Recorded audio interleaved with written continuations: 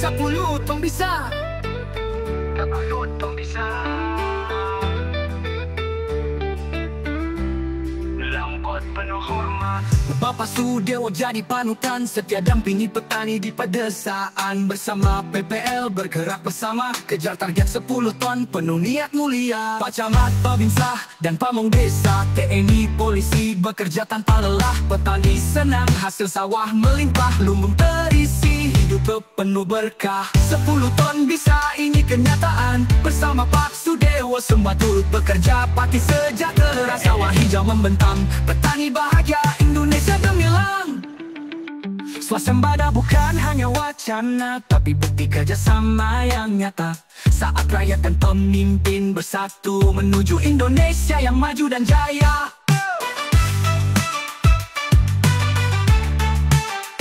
Assalamualaikum warahmatullahi wabarakatuh. Salam sejahtera untuk kita semua. Yang terhormat Bapak Bupati Pati, Bapak Haji Sudewo STMT. Yang terhormat Bapak Firman Subagio SEMH dari Komisi 4 DPR RI. Yang kami hormati Bapak Wakil Bupati Pati, Bapak Risma Chandra. Kemudian yang saya hormati Bu Endah Sri Wahyuning Ati dari DPRD Kabupaten Pati. Yang saya hormati Bapak Kepala Desa penerima dan PPL Wilbin. Dan ini 2025 aspirasi dari Bapak Firman Subagio SEMH Komisi 4 DPR RI yang hari ini alhamdulillah Bapak Bupati juga berkenan hadir beserta Pak Wakil. Baru kali jelek itu yang di selatan itu.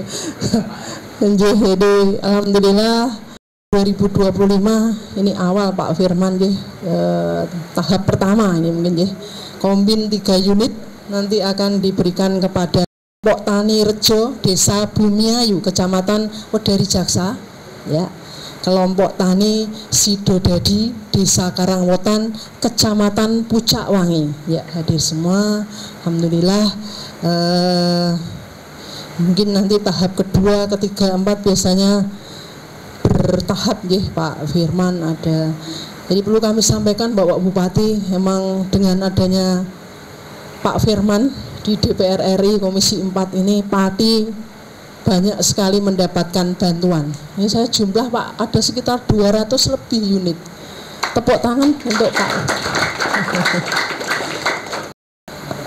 Kotoran-kotoran ternak itu ya, jadi juga untuk tanaman perkebunan saya juga menggunakan ini viar. Jadi banyak sekali, nggak bisa kita hormati dan kita banggakan sahabat saya Pak Insinyur Sudewo selaku Bupati Pati, Pak Chandra selaku Wakil Bupati Pati, dan Ibu Niken Kepala Dinas Pertanian yang selalu saya ganggu terus karena siang malam Pak Bupati kalau program-program itu tidak ada percepatan dalam proses rekomendasi kan sudah kita canakan jadi tidak terlaksana dan dibatalkan. Buning ini selalu saya libatkan karena beliau adalah selaku anggota DPRD dari fraksi Partai Golkar karena saya dari Golkar, dan kemudian juga sekaligus sebagai ketua partai. Dan Pak Bupati saya laporkan bahwa Buning selalu saya libatkan karena ini bentuk tanggung jawab. Apalagi sekarang ini, dulu pun walaupun kita tidak menjadi pengusung dan pendukung secara langsung, itu pun saya libatkan karena inilah bentuk tanggung jawab dari anggota DPR. Apalagi konsekuensi sebagai partai pengusung harus senantiasa bersama-sama pemerintah, tidak boleh dalam posisi berseberangan dengan pemerintah. Itu karena apa? Karena tentunya sebagai partai pengusung dan pendukung harus bertanggung jawab untuk keberhasilan pembangunan padi ini. Teman-teman dari Dinas Pertanian, Pak Gun, Bu Titik yang juga selalu kita ganggu, bapak-bapak depan semuanya ini, kemudian para calon penerima yang hari ini hadir, ada Bapak, oh ada ya, saya pikir udah pulang. Ya. Pak Bupati yang saya hormati, Pak Wakil, perkenankanlah saya ingin menyampaikan tentang laporan terhadap kegiatan ini. Kegiatan ini adalah secara rutin yang dialokasikan melalui program pemerintah. Namun tentunya program pemerintah ini tidak serta-merta langsung bisa datang sendiri. Jadi kalau ada yang di luarnya klaim, iya karena kan program pemerintah, iya bisa, betul. Tetapi tidak serta-merta itu barang datang sendiri kalau tidak ada yang mengawal dari anggota DPR yang diwakili dari daerah pemilihan. Sama halnya ketika Pak Bupati menjadi Komisi 5. Itu program yang diberikan di sini itu juga perjuangannya luar biasa ya Bupati ya. Tidak terus kemudian wakilnya diem itu kemudian tiba-tiba ada barang datang enggak. Itu perjuangannya luar biasa. Saya ingin menyampaikan bahwa program ini adalah program pemerintah dalam rangka untuk mendukung swasembada pangan. Alhamdulillah Bu, tadi Bu Kepala Dinas sudah menyampaikan jumlahnya, saya sendiri kadang sampai lupa begitu. Karena saya tidak pernah menghitung, karena menurut para alim ulama kalau membantu orang itu jangan dihitung katanya. Ya. Kalau perlu kasih tangan kanan memberikan, tangan kiri ditutup, tidak boleh bercerita begitu. Nah, saya tidak pernah berhitung, tapi yang penting adalah ternyata yang kami lakukan selama kami 5 periode jalan ke depan ini sudah cukup banget, cukup banyak yang kita bantukan. Namun saya masih belum melihat keberhasilan yang terukur. Dan kedua, program ini karena program anggaran pemerintah, mohon bagi penerima betul-betul satu dirawat, kedua juga jangan ditransaksikan, dijual belikan. Kalau itu saya sudah berkomitmen dengan Pak Bupati, dengan Pak Dirjen, dengan Pak Menteri. Kalau sampai nanti ternyata sudah terima, disewakan kepada pengebas, disewakan kepada daerah lain, itu mesti akan kita tinjau kembali. Karena tujuannya adalah untuk membantu masyarakat padi supaya meringankan beban operasional para petani kita. Kasihan Bu Tutik, Bu Niken, Pak Gun yang selalu menyiapkan rekomendasi dan sebagainya, itu kasihan nanti kalau dapat teguran, terutama dari BPK. Nah ini yang kami lakukan. Dan kedua, bantuan ini tidak hanya 4 atau 3 unit, ini masih banyak, karena memang anggaran tahun ini Pak Bupati kami laporkan yang semula itu dialokasikan 29,3 triliun rupiah, namun mengalami efisiensi tinggal 10,28 triliun karena situasi kondisi memang keuangan negara. Oleh karena itu ini saya kaitkan dengan apa yang dilakukan Pak Bupati. Pak Bupati mempunyai keinginan yang menarik, adalah membangun padi. Jangan dikira Bapak Bupati ini dengan Pak Bupati sering berteleponan sama saya, Mas, aku melangkah gini gimana? Aku melangkah gini gimana? Kalau kita pendekatkan 10 ton, satu kita setuju. Karena memang harus itu tugas kita. Inilah yang kita inginkan, adalah TikTok antara wakil rakyat dengan bupatinya itu harus ada kebersamaan. Saya meyakini bahwa seorang kepala daerah, pemimpin itu tidak ada yang membuat kebijakan yang ingin menyengsarakan rakyat, tidak ada. Tidak ada pemimpin yang akan buat kebijakan yang ingin menjadi rakyat susah, nggak ada. Mesti tujuannya baik. Namun untuk membangun ini perlu anggaran. Ini yang saya sampaikan kepada teman-teman media. Kalau kita bangun padi ini hanya mengandalkan dari APBN saja, sampai kapanpun padi tidak akan maju. Begitu Pak ya. Karena anggaran APBN kita ini makin lama makin mengecil, berkurang. Karena situasi kondisi ekonomi global, juga situasi kondisi keuangan dan kebijakan-kebijakan pemerintah pusat, tentunya ada penyesuaian-penyesuaian di mana program-program yang awalnya tidak ada menjadi ada. Ini juga mengurangi postur anggaran APBN, anggaran kanan kiri diambil. Nah seperti tadi 2,9 sekarang hanya tinggal 10,8. Kalau 29,37 triliun itu tidak dikurangi, program bantuan kita sangat luar biasa. Tapi kan ini sudah menjadi policy, ya harus kita jalankan apa adanya. Oleh karena itu kegiatan yang ada ini harus kita manfaatkan seoptimal mungkin. Pak Bupati yang kami hormati, saya ingin menyampaikan bahwa untuk tahun ini untuk program yang di Padi itu saya sampaikan ada 3 unit kombin. Itu adalah aspirasi dari kami anggota komisi, dan kemudian juga ada bantuan alat dan mesin pertanian prapanen antara lain traktor roda 4, traktor roda 2, pompa air dan hand sprayer. Jumlahnya cukup banyak karena tidak bisa kita hitung, nanti kita serahkan secara bersama-sama. Bantuan benih kelapa dalam itu 100 hektar, kurang lebih 10.000 bibit. Bantuan pekarangan pakan bergizi itu penggantinya P2L, Bu. Karena P2L itu kemarin ada perdebatan antara pejabat eselon 1, padahal sebetulnya sangat produktif itu P2L, karena untuk kegiatan para ibu-ibu dan tingkat keberhasilannya sudah sangat luar biasa. Nah, oleh karena itu akhirnya nomenklaturnya diubah, tapi kegiatannya itu juga disesuaikan anggarannya. Kenapa disesuaikan? Karena memang banyak juga di beberapa wilayah, mudah-mudahan di Padi tidak terjadi, karena ketika di drop uang 50 juta itu ada yang mengatasnamakan di perintah A, perintah B, atau kemudian dan juga di sektor kehutanan. Ini yang kami lakukan. Saya sering diprotes, Bu, di kabupaten lain, Pak Firman kenapa bidang pertanian? Beliau memang seorang pejuang di bidang pertanian, tidak hanya di Kabupaten Padi tapi Indonesia.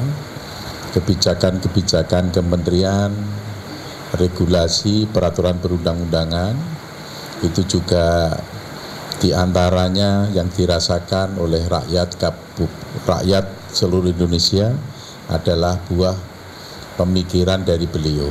Jadi perlu kita apresiasi, aplaus untuk Pak Firman. Kali ini beliau memberi bantuan kepada kita Kabupaten Padi berupa kombi, dan itu merupakan bagian dari program-program yang tadi disampaikan kepada Bapak Ibu sekalian. Ada kelompok kopior dan lain-lain, pokoknya nanti banyak sekali. Sampai akhir tahun 2025 jumlahnya nanti banyak. Meskipun ada efisiensi anggaran secara nasional berkurang dari 29 triliun menjadi 10,8 triliun, tetapi dengan kegigihannya beliau, Kabupaten Padi juga mendapatkan banyak. Kabupaten yang lain itu tidak mendapatkan sebanyak yang diterima oleh Kabupaten Padi. Maka Kabupaten Padi nek ora matur nuwun tenan karo Pak Firman Subagio ya kebangetan. Matur nuwun iki gampang. Matur nuwunnya itu gampang. Tidak perlu jenengan ucapkan matur nuwun, tidak perlu. Tidak perlu jenengan sampaikan dengan kata-kata terima kasih, tidak perlu.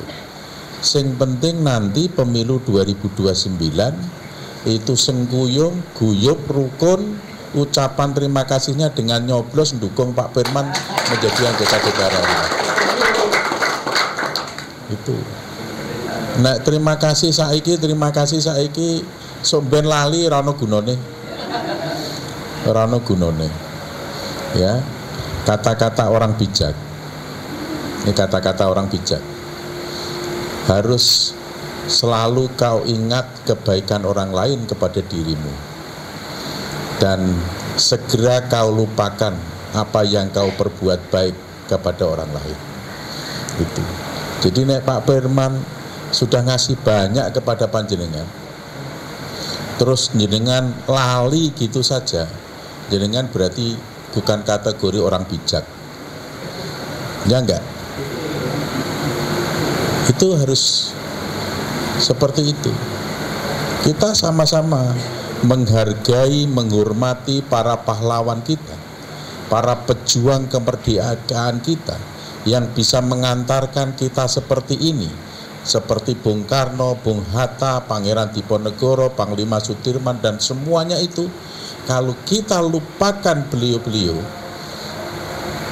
itu berarti kita tidak akan mau berbuat baik membangun negeri kita. Tapi kalau kita selalu ingat terhadap para pahlawan itu, kita akan selalu berusaha untuk berbuat baik untuk Kabupaten Pati, berbuat baik untuk Indonesia. Kira-kira kan gitu gitu. Ini contoh kayak jalan Tayu Dukuh Seti, bagaimana merananya rakyat di sana, menderita sana. Ya. Ketika aku Komisi 5 DPR RI, 6 km tak bangun, Tegalombo, Kembang sampai dengan batas Jepara. Dulu bertahun-tahun rakyat tersebut merasakan bagaimana menderitanya dengan jalan tersebut. Ini saya tangani.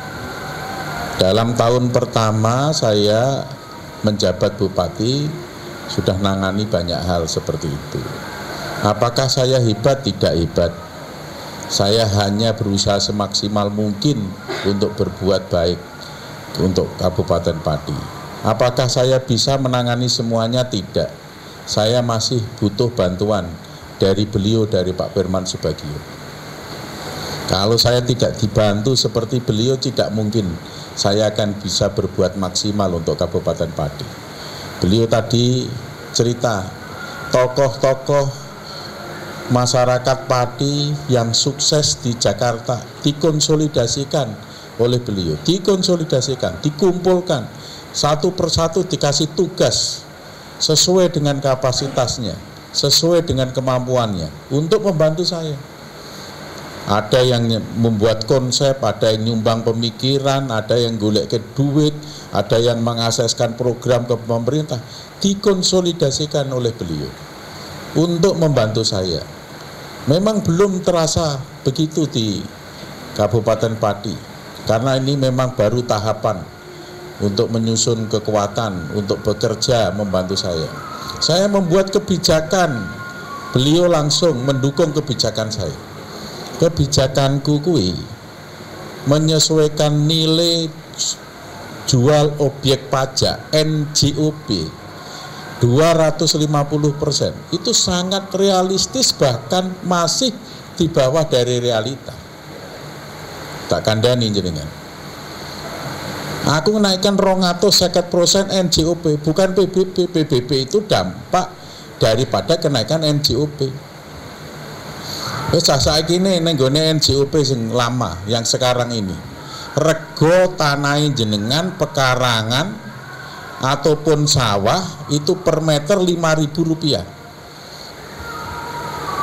NJOP Rp5.000 terakhir 2011 karena 14 tahun tidak pernah dinaikkan.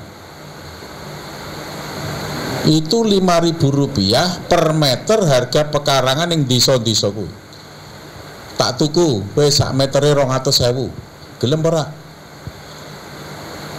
Rp5.000 nek naik Rp250, 250% berarti jadi 17.500. Nek NJOPD 10.000 itu berarti menjadi 35.000. 35.000 rego tanah 200.000, murah-murahe 500.000 loh.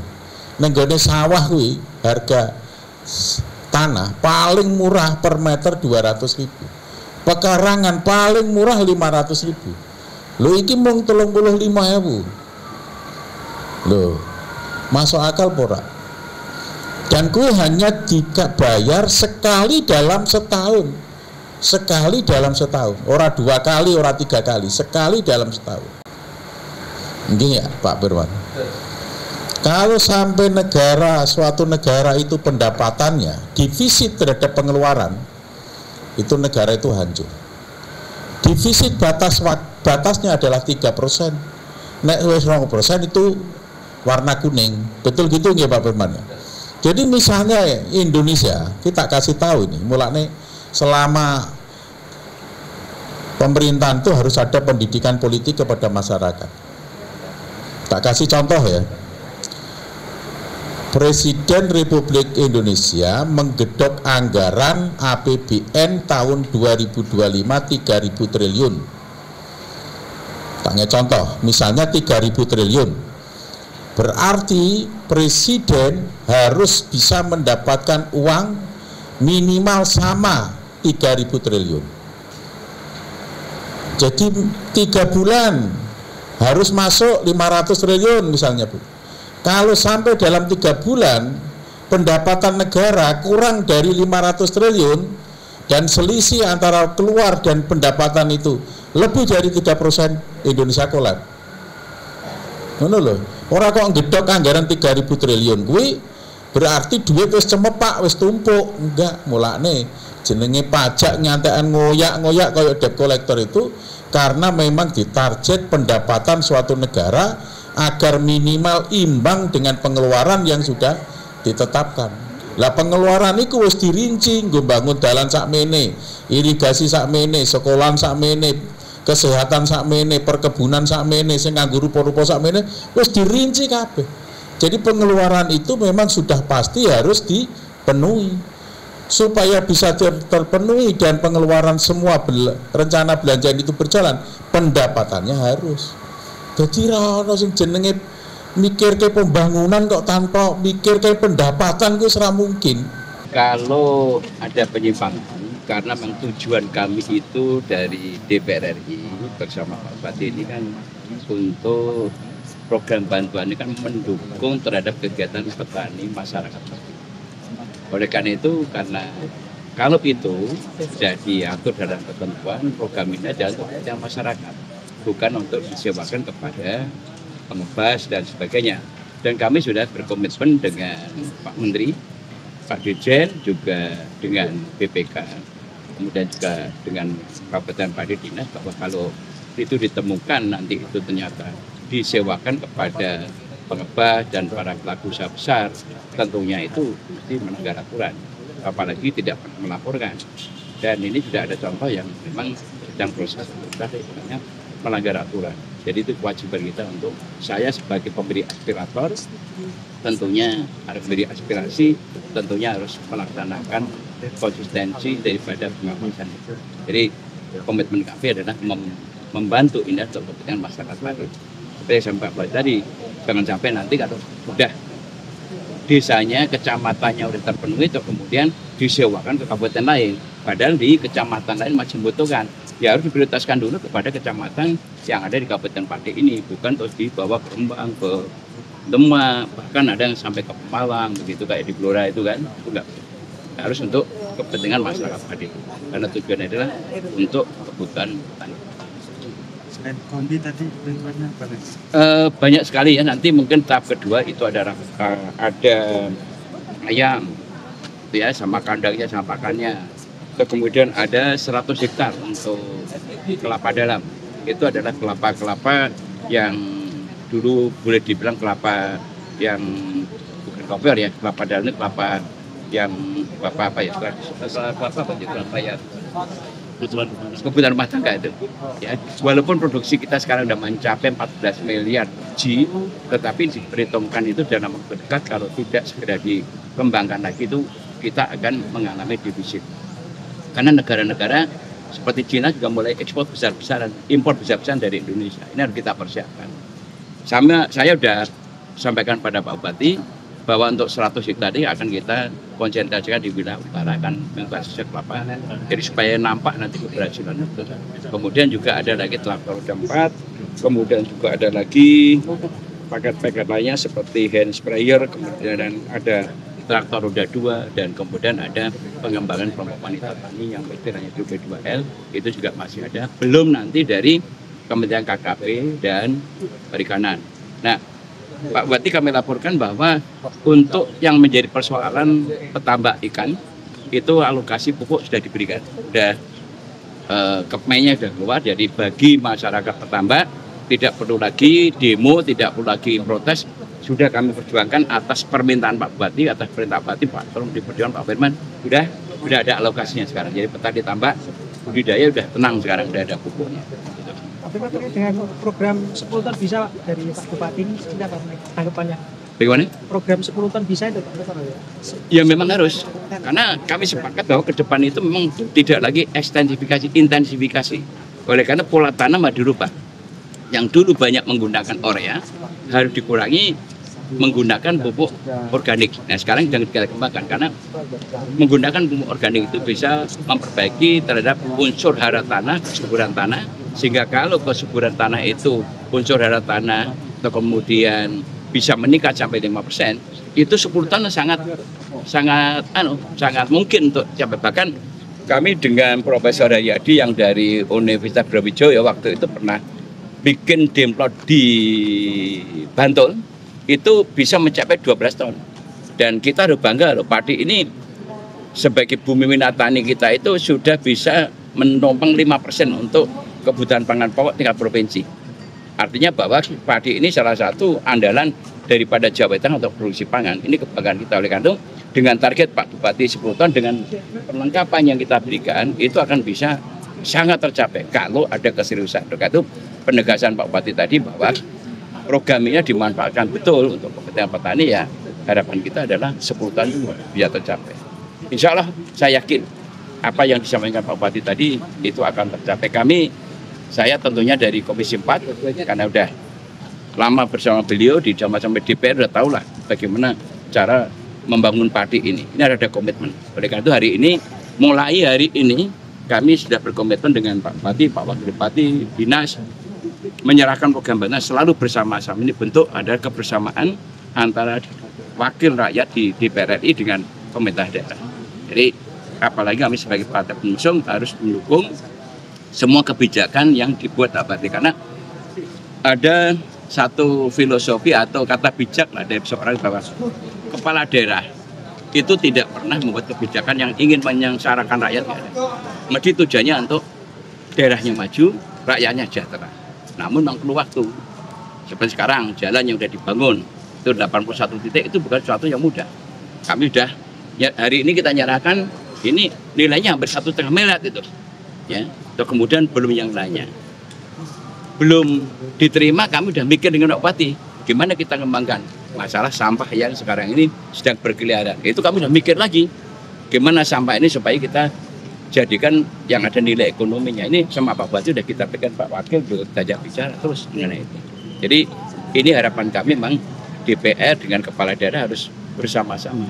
Alhamdulillah, ini saya sampaikan juga tokoh-tokoh padi yang di Jakarta, ada profesor, dokter, insinyur, bahkan yang di pejabat eselon 1 di pemerintahan, ada pejabat eselon 1 di beberapa kementerian lembaga, bahkan ada petinggi di PLN, ada di TNI Polri. Kemarin pertemuan di Jakarta yang dari Pak Bupati dan Pak Wakil Bupati dengan Forum Dialog Pembangunan Padi, semuanya mendukung, bahkan berikan apresiasi terhadap langkah cepat yang walaupun Pak Bupati baru 4 bulan ya, belum pada 4 bulan, 3 bulan dia bisa menyelesaikan jalan yang rusak menjadi mulus. Ini kan sebuah prestasi, tapi tantangannya memang ada. Karena ada orang yang tidak mau padi itu maju, atau ada mungkin kelompok masyarakat yang mungkin merasa terganggu gitu kan dengan kemajuan ini. Ternyata celah yang dilakukan Pak Bupati ini akhirnya mengkoreksi sesuatu yang lalu. Ini kan proses ya. Saya rasa harus kita dukung, dan saya sebagai partai pendukung, partai pengusung berkomitmen mendukung pemerintahan Pak Sudiko Pak Chandra ini 5 tahun harus ada perubahan yang signifikan bagi.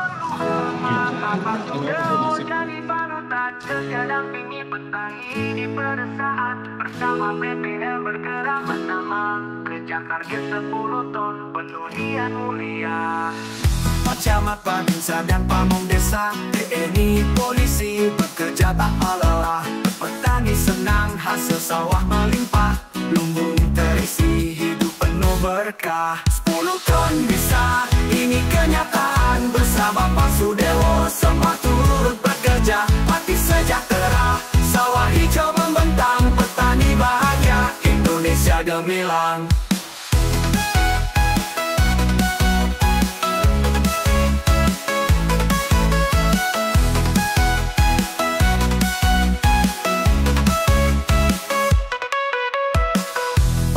penuh hormat Bapak Sudewo jadi panutan, setia dampingi petani di pedesaan. Bersama PPL bergerak bersama, kejar target 10 ton, penuh niat mulia. Pak Camat, Babinsa dan Pamong Desa, TNI, polisi bekerja tanpa lelah. Petani senang hasil sawah melimpah, lumbung terisi hidup penuh berkah. Pak Camat, Babinsa, ini kenyataan. Bersama Pak Sudewo semua turut bekerja, pati sejahtera, sawah hijau membentang, petani bahagia, Indonesia gemilang. Sumada bukan hanya wacana, tapi bukti kerjasama yang nyata. Saat rakyat dan pemimpin bersatu, menuju Indonesia yang maju dan jaya.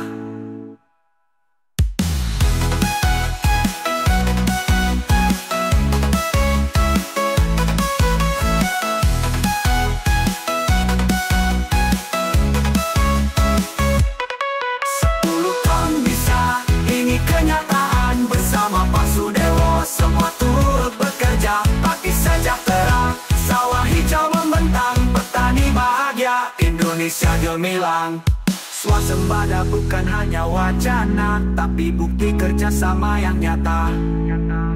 Saat rakyat dan pemimpin bersatu, menuju Indonesia yang maju dan jaya.